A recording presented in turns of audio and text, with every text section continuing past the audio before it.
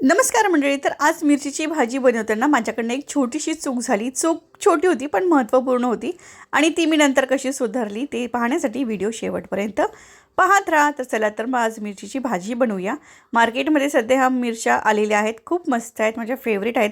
नुसत्या जरी तळून खाल्ल्या तेलामध्ये वरतून मीठ घातलं तरीसुद्धा खूप छान लागतात. पण आज मी भरलेली मिरची बनवणार आहे. त्यासाठी मिरच्या स्वच्छ धुवून घेतल्या. मिरच्या मी अशा सरळ सरळच घेतल्या, म्हणजे त्याच्या बिया काढून घ्यायच्या आहेत. तर बिया काढण्यासाठी मी हे बटाटे सालायचं आहे ना ते वापरते. याच्या पुढचं जे पॉईंट आहे ना, याच्याने मस्त मिरचीच्या काही बिया असतात त्या निघतात. शिमला मिरच्याच्या सुद्धा बिया खूप छान पद्धतीने निघतात याने.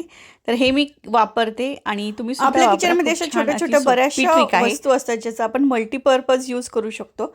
पण ते कसं करायचं ते आपल्याला पटकन लक्षात येत नाही. तर ते तुम्हाला पाहायचं असेल तर माझ्या चॅनलला सबस्क्राईब करून ठेवा. माझ्याकडे भरपूर अशा छान छान टिप्स आहेत जे मी माझ्या चॅनलवर शॉर्ट्स व्हिडिओद्वारे तुमच्यापर्यंत पोहोचवत असते. तर माझ्या शॉर्ट्स व्हिडिओला नक्की बघा आणि फॉलोसुद्धा नक्की करा. तर सगळ्या काही बिया मी काढून घेतलेल्या आहेत. आता काय करायचं आहे, आपल्याला याच्यासाठी मसाला बनवायचा आहे. तर मसाला बनवण्यासाठी लागणार आहे बेसन. तर 3.5 चमचे इतकं बेसन घेतलेलं आहे मी. शेंगदाणे भाजून ठेवलेलेच होतं, त्याचा दाण्याचा कूट करून मी ऑलरेडी फ्रीजमध्ये ठेवते, म्हणजे वेळेवर पटकन वापरायला होतो.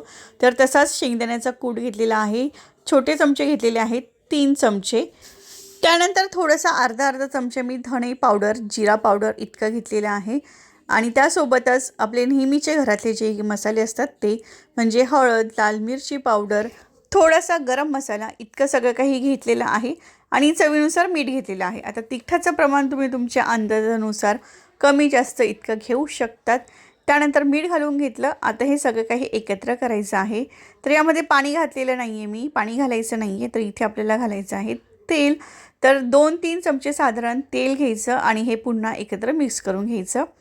तर इथे मी साधं आपलं तेल घातलेलं आहे, अगदीच साधं, कोमट वगैरे नाही, साधंच तेल घातलेलं आहे. आणि मिक्स करून घ्यायचं आणि हा मसाला आपला तयार आहे मिरचीमध्ये भरण्यासाठी. आता हा तयार झालेला मसाला मिरचीमध्ये भरून घेते. तर इथे मी साधारणतः अर्ध्या लेवलपर्यंत मिरचीला मसाला भरलेला आहे, म्हणजे पूर्ण अगदी गच्च भरलेला नाही आहे, नाहीतर मग तो आतमध्ये शिजायला प्रॉब्लेम होतो. त्यामुळे अर्धा भरलेला आहे आणि अशा पद्धतीने सगळ्या काही मिरच्या मी भरून घेते. तर मिरची भरल्यानंतर बघा किती छान दिसते मिरची. दोघांचं पण कॉम्बिनेशन खूपच छान दिसते. मिरची अगदीच छान आहे, हिरवी हिरवी. सध्या मार्केटमध्ये येत आहेत ह्या मिरच्या, तर खूप मस्त आहे. सांडगी मिरची वगैरे बनवायला सुद्धा छान आहे जर तुम्ही ह्या मिरचीची बनवत असाल तर. नाहीतर मग सांडगी मिरचीला मिरची वेगळी असते. सांडगी मिरची कशी बनवायची याचा व्हिडिओसुद्धा मी चॅनलवर दिलेला आहे, तो तुम्ही नक्की जाऊन बघा.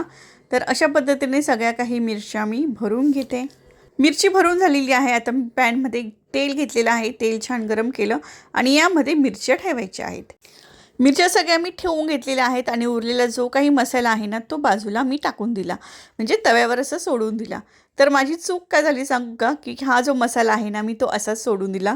खरं तर तो मिरच्यांमध्ये भरून ठेवला असता तर तो जळाला नसता, पण थोडासा हलकासा तो जळाला, कारण की मी यावर लगेचच झाकण ठेवलं. तर तुम्ही अशी चूक करू नका, तुम्ही लगेचच झाकण ठेवू नका. सगळ्यात आधी पाण्याचा शिंपाडा मारायचा आणि मग झाकण ठेवायचं. तर ही स्टेप मी विसरले आणि मिरची थोडीशी जळाली, थोडीशी किंचितशी, जास्त नाही. पण ती जळालेली मिरचीसुद्धा खूप खूप खूप टेस्टी लागत होती. तर खूप सोपी रेसिपी आहे. थोडंसं लक्ष दिलं ना तर खूपच सगळं काही छान होतं. पण एनिवेज घरामध्ये आपल्याकडे खूप सारे कामं असतात, एकाच गोष्टीवर आपण फोकस नाही ठेवू शकत, निदान स्त्रिया तरी. तर अशा पद्धतीने ही छान अशी भरलेली मिरची तयार झालेली आहे. मसाला खूप साधा सोपा आहे आणि खूप खूप टेस्टी होते. कमी वेळात बनवून तयार होते, त्यामुळे टिफिनसाठी बेस्ट रेसिपी आहे आणि सोपी आहे. सामान सगळं काही आपल्या घरामध्येच असतंच. तर व्हिडिओ आवडला असेल तर लाईक करा, चॅनलवर नवीन असाल तर सबस्क्राईब करा आणि बेल आयकॉनलासुद्धा नक्की क्लिक करा. व्हिडिओला शेअर करा आणि संपूर्ण पाहिल्याबद्दल खूप खूप धन्यवाद. थँक्यू.